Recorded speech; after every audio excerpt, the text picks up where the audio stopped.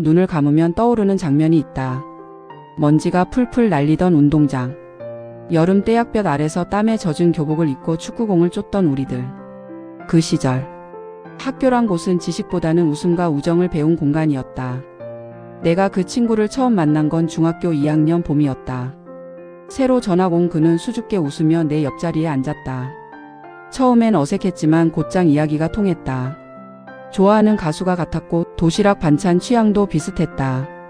그 후로 우리는 때려야 뗄 수 없는 단짝이 되었다. 쉬는 시간마다 교실 뒷자리에서 수다를 떨었고 방과 후에는 동네 분식집으로 달려갔다. 떡볶이 국물에 튀김을 찍어 먹으며 우린 평생 친구야 라며 엄지손가락을 맞대던 그 순간이 지금도 생생하다. 그 시절의 풍경은 단순했다. 집집마다 흑백 TV가 있었고 음악은 카세트 테이프에 녹음해 들었다. 공중전화 앞에는 늘 줄이 길게 늘어서 있었고 주머니 속에는 10원짜리 동전이 늘 쟁쟁 소리를 냈다. 이런 소박한 배경 속에서 우리는 꿈을 키워갔다. 친구와 나는 장난꾸러기였다. 수업 시간에 선생님의 눈을 피해 쪽지를 주고받고 시험 전날엔 서로의 집에서 밤새 라면을 끓여 먹으며 공부했다. 물론 공부보다는 라디오를 들으며 가수 이름 맞히기에 더 진심이었지만 말이다. 어느 날은 이런 일도 있었다. 체육 시간에 친구와 나는 축구공을 차다가 교실 창문을 깨뜨려 버렸다. 겁이 난 우리는 둘이 손을 꼭 잡고 교무실로 갔는데 선생님은 둘이 참 의리 있네라며 웃으셨다. 혼날 줄 알았는데 오히려 칭찬을 받아 안도의 한숨을 쉬었던 그날 우리는 더 단단한 친구가 되었다. 그리고 첫사랑의 추억도 함께 나눴다. 내가 짝사랑하던 아이의 이름을 친구에게 털어놓으면 그 친구는 장난스럽게 놀리면서도 나를 응원해 주었다. 또 친구가 마음에 둔 아이 이야기를 들으면 나는 괜히 진지한 척 조언을 건넸다. 서로의 비밀을 지켜주던 그 시절 우리는 누구보다 든든한 동맹이었다. 돌이켜보면 그 시절 우리가 가진 건 많지 않았다. 용돈은 늘 부족했고 교복 바지는 무릎이 닳아 있었으며 새 운동화는 사치에 가까웠다. 하지만 마음만은 풍족했다. 한 장의 사진, 한 장의 편지만으로도 우리는 행복했고 내일 또 만난다는 사실 하나만으로도 설레었다. 세월이 흐른 지금 그때의 장면들을 꺼내보면 웃음이 난다. 그 친구와 함께했던 시간들은 내 청춘에 빛나는 조각이었다. 그리고 그 조각들이 모여 지금의 나를 만든 것이 아닐까 싶다. 세상은 늘 그렇듯 우리가 붙잡고 싶은 순간일수록 더 빨리 지나간다. 중학교 시절이 끝나고 고등학교에 들어서자 친구와 나는 다른 길을 걷게 되었다. 나는 문과를, 친구는 이과를 택했다. 같은 동네에 살았지만 점점 서로를 볼 기회는 줄어들었다. 그렇다고 우정이 사라진 건 아니었다. 시험이 끝나면 여전히 함께 떡볶이를 먹으러 갔고 방학이면 자전거를 타고 강둑길을 달리곤 했다. 하지만 마음 한편에서는 알 수 없는 거리감이 생겨나고 있었다. 고등학교 2학년이 되면서는 공부의 무게가 더 커졌다. 대학 입시에 대한 부담감이 커지며 예전처럼 하루 종일 붙어 다니며 수다를 떠는 시간은 점점 사라졌다. 그 무렵 친구는 과학 경시대회에 나가 상을 받았고 나는 문예부 활동을 하며 글을 썼다. 서로의 세계는 점점 달라졌지만 마음속 깊은 곳에서는 여전히 그 친구는 내 편이라는 확신이 있었다. 졸업식 날 우리는 교정 한켠에서 사진을 찍으며 말했다. 우리 꼭 다시 만나자. 10년 뒤에 어디서든. 그 약속이 얼마나 막연한 건지 그때는 알지 못했다.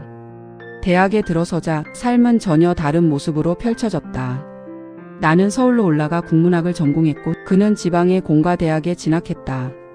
전화 한 통 걸기도 쉽지 않은 시절 연락은 뜸해졌다. 간혹 명절 무렵 집에 내려가면 얼굴을 볼 수 있었지만 짧은 인사와 근황 나누기에 그쳤다. 세상은 빠르게 변했다.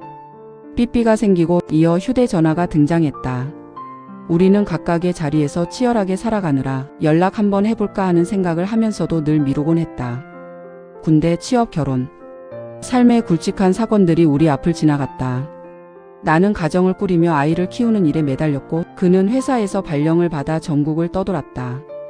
그렇게 우리의 삶은 점점 더 멀어져 갔다. 그러던 어느 날 우연히 들려온 소식이 있었다. 고향 친구 모임에서 누군가가 말했다. 그 친구 요즘 회사 일 때문에 많이 힘들다더라. 순간 가슴이 철렁 내려앉았다. 그토록 가까웠던 친구가 힘들어하는데 나는 곁에 있지 못했다는 미안함이 몰려왔다. 하지만 바쁘다는 핑계로 나는 여전히 연락을 하지 못했다. 세월이 흐를수록 우정이 사라지는 건 아닐까 두려웠다. 그러나 마음속에서는 늘 같은 목소리가 울렸다.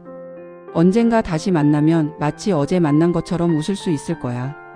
은퇴를 앞두고 있던 어느 날 고향에 사는 사촌 동생이 전화를 걸어왔다. 형, 이번에 마을 잔치가 열리는데 혹시 형님도 오실 것 같아. 순간 길을 의심했다. 그 이름. 30년 동안 마음속에만 품고 있던 이름이었다. 정말이야? 내 목소리가 떨렸다. 사촌 동생은 웃으며 대답했다. 네, 오랜만에 고향에 내려오신대요. 형도 오시면 진짜 반가울 거예요. 수화기를 내려놓고 한동안 아무 말도 하지 못했다. 세상에 30년 만에 그를 만날 수 있다니. 심장이 터질 듯 뛰었고 손끝까지 전율이 느껴졌다. 며칠 동안 나는 거울 앞에 서서 머리를 다듬어 보고 옷장을 열어 괜찮은 옷이 있는지 살펴보았다. 마치 첫사랑을 다시 만나는 설렘 같았다. 아내가 그 모습을 보며 웃었다. 여보, 웬일이야? 오늘따라 신경을 많이 쓰네. 나는 대답 대신 잠시 머뭇거리다 고백했다. 30년 만에 내 제일 소중한 친구를 만나러 가려고 해. 아내는 잠시 놀란 눈빛을 보였다가 이내 따뜻하게 웃으며 말했다. 그래, 잘 됐네. 꼭 만나고 와요. 오랜 인연은 다시 이어져야지. 그 말이 큰 힘이 되었다. 마을 버스를 타고 창밖을 바라보았다. 풍경은 많이 달라져 있었다. 논밭은 줄어들고 곳곳에 새로운 건물들이 들어섰다. 그러나 곳곳에 남아있는 흙냄새, 들판을 가르는 바람은 여전히 예전과 같았다. 버스가 흔들릴 때마다 나는 가슴속으로 수없이 연습했다. 잘 지냈냐? 너무 오랜만이다. 그러나 막상 만나면 아무 말도 못할 것 같았다. 눈물부터 쏟아질지도 몰랐다. 드디어 마을회관 앞에 도착했다. 사람들이 삼삼오오 모여 잔치 준비를 하고 있었다. 나는 두리번거리며 친구를 찾았다. 그리고 마침내 낯설지만 결코 낯설지 않은 뒷모습이 보였다. 머리카락은 희끗희끗해졌고 어깨는 예전보다 좁아 보였지만 그 특유의 웃음소리만은 변하지 않았다. 순간 온몸이 떨렸다. 나는 조심스레 다가가 그의 이름을 불렀다. 이름을 듣자 친구가 천천히 돌아섰다. 순간 눈빛이 마주쳤다. 30년이라는 세월이 무너져 내리고 어린 시절 운동장에서 뛰놀던 그 순간으로 되돌아간 듯 했다. 야, 너냐? 그의 목소리는 놀람과 반가움 그리고 울컥하는 감정이 뒤섞여 있었다. 포옹 그리고 눈물. 나는 한마디 말도 못하고 그를 끌어안았다. 보고 싶었다. 그는 잠시 멈칫하더니 곧 나를 힘껏 끌어안았다. 나도. 그 짧은 두 글자 속에 30년의 세월이 응축되어 있었다. 우리는 한참 동안 아무 말 없이 서서 울었다. 사람들의 시선이 모였지만 개의치 않았다. 그 순간은 오직 우리 둘만의 것이었기 때문이다. 자리에 앉자마자 서로의 얼굴을 다시 한번 확인했다. 주름이 깊어지고 머리가 희끗해졌지만 그 눈빛만큼은 변하지 않았다. 넌 어떻게 살아왔냐? 말도 마라. 진짜 별일 다 있었지. 그는 가업을 이어오며 중간에 큰 부침도 겪었다고 했다. 사업이 잘 안 되던 시절 가족을 부양하기 위해 고생도 많았다고 했다. 나는 내 삶을 이야기했다. 도시에서의 직장 생활, 가족 그리고 때때로 느낀 외로움까지. 이야기는 끊임없이 이어졌다. 마치 30년 동안 못했던 이야기를 단숨에 풀어내는 듯했다. 저녁 무렵 우리는 함께 옛길을 걸었다. 어린 시절 자전거를 타고 달리던 길, 냇가에서 물수제비를 뜨던 자리. 여기 기억나냐? 내가 물에 빠져서 난리 났던 거. 야, 너도 같이 빠졌잖아. 우리는 배를 잡고 웃었다. 세월은 많이 흘렀지만 웃음소리는 그대로였다. 그 순간 깨달았다. 진짜 친구란 아무리 시간이 흘러도 다시 만나면 어제 만난 것처럼 이어지는 존재라는 걸. 밤이 깊어지자 우리는 아쉬운 마음으로 헤어졌다. 그러나 이번엔 달랐다. 이제 자주 보자. 그래. 절대 또 30년은 못 기다린다. 서로 휴대전화 번호를 교환하면서 나는 마음속으로 다짐했다. 이제는 절대 놓치지 않겠다. 그날 이후로 우리는 자주 연락을 주고받았다. 밥이나 같이 먹자. 주말에 고향 내려오면 연락해. 그렇게 오랜 세월 끊겼던 끈이 다시 이어졌다. 놀라운 건 마치 시간이 멈췄다가 다시 흐르는 듯 자연스럽게 이어졌다는 점이었다. 처음엔 어색할 줄 알았지만 매번 만날 때마다 예전 그 시절로 돌아간 듯 편안했다. 어느 봄날 우리는 고향 뒷산을 함께 올랐다. 숨이 차오르면서도 자꾸만 웃음이 터졌다. 야, 예전 같았으면 이 길 한 번에 뛰어 올랐는데. 이제는 다리가 말을 안 듣네.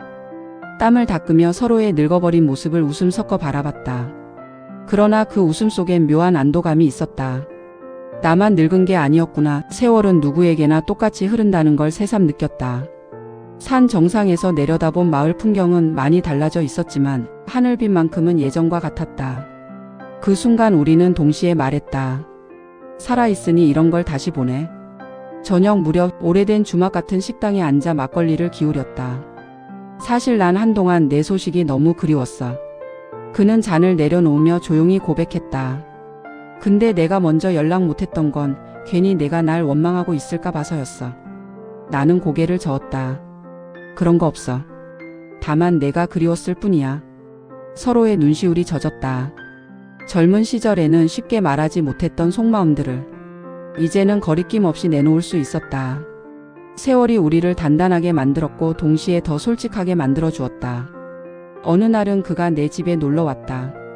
내 손주들이 그를 신기하게 바라보았다. 할아버지 친구세요? 그가 웃으며 대답했다. 응, 할아버지랑 나는 아주 어릴 적부터 같이 놀던 친구란다. 손주들의 눈이 반짝였다. 할아버지한테도 친구가 있네. 라는 표정이었다. 순간 마음이 뭉클했다. 그래, 나도 누군가에겐 여전히 친구였구나. 나이 들어 손주들 앞에서 할아버지로만 존재한다고 생각했는데 내 안에는 여전히 웃고 떠드는 친구의 모습이 살아 있었던 것이다. 우리는 자주 이런 이야기를 나눴다. 왜 하필 이제야 만난 걸까? 아마도 지금이 딱 맞는 때라서 그런 거 아닐까? 젊을 땐 일과 가정에 치여 서로를 챙길 여유가 없었다. 하지만 이제는 조금 느긋해진 마음으로 옛 친구를 다시 받아들일 수 있었다. 어쩌면 30년의 공백은 다시 만났을 때의 기쁨을 더 크게 하기 위해 필요했던 시간일지도 모른다. 만나면 늘 웃었다. 사소한 얘기에도 배꼽이 빠지도록 웃고 서로의 주름진 얼굴을 보며 농담을 던졌다. 야, 너 이렇게 주름 많았냐? 거울 안 본 지 오래됐냐? 그러다 문득 서로의 어깨를 두드리며 위로하기도 했다. 그래도 이렇게 버텨왔으니 우리 참 잘 살았다. 그 말에 왠지 모르게 눈물이 핑 돌았다. 인생의 무게를 함께 느끼는 순간이었기 때문이다. 친구와의 재회는 내 인생의 후반전에 큰 선물이 되었다. 그와 함께하면서 깨달았다. 우리는 결국 사람으로 남는다는 것. 돈도 명예도 다 사라져도 결국 곁에 있어주는 건 사람, 그리고 친구라는 것. 30년 만에 다시 만난 친구는 내게 새로운 젊음을 주었다.